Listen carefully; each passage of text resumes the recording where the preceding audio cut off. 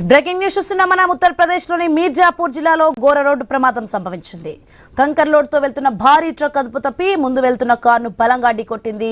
ఆ ధాటికి కారు ముందున్న బొలెరో వాహనాన్ని బలంగా ఢీకొంది. దీంతో బొలెరోలో మంటలు చెలరేగాయి. క్షణాల్లో వాహనం అంతటా వ్యాపించడంతో లోపలున్న ప్రయాణికులు బయటకు వచ్చే అవకాశం లేకపోయింది. ఇక ఈ ఘోర దుర్ఘటనలో మొత్తం 11 మంది ప్రాణాలు కోల్పోయారు. వారిలో 9 మంది సజీవ దహనం కావడం చూసేవారిని కలిచివేసింది. ఈ ప్రమాదానికి కారణమైన ట్రక్ డ్రైవర్ కూడా తీవ్రంగా గాయపడ్డారు.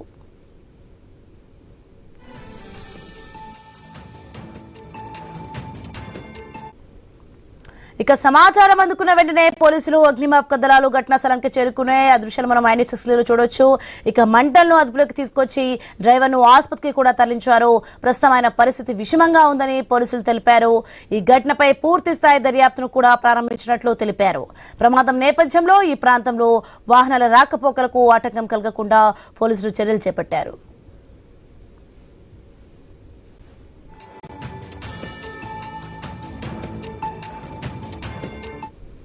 ఇక మరోవైపు ఘటనపై ప్రధాని మోదీ విచారం వ్యక్తం చేశారు.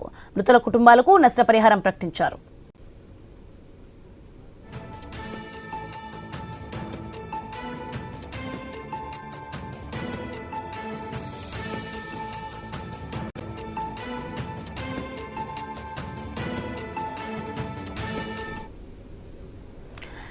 ఐన్యూస్ ఎక్స్లీలో చూస్తున్నా మనం ఉత్తరప్రదేశ్లోని మీర్జాపూర్ జిల్లాలో ఘోర రోడ్డు ప్రమాదం సంభవించింది.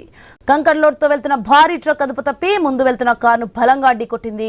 ఇక ధాటికి కారు ముందున్న బొలెరో వాహనాన్ని బలంగా ఢీకొంది. దీంతో బొలెరోలో మంటలు చెలరేగాయి. క్షణాల్లో వాహనం అంతటా వ్యాపించడంతో లోపలున్న ప్రయాణికులు బయటకు వచ్చే అవకాశం లేకుండా పోయింది.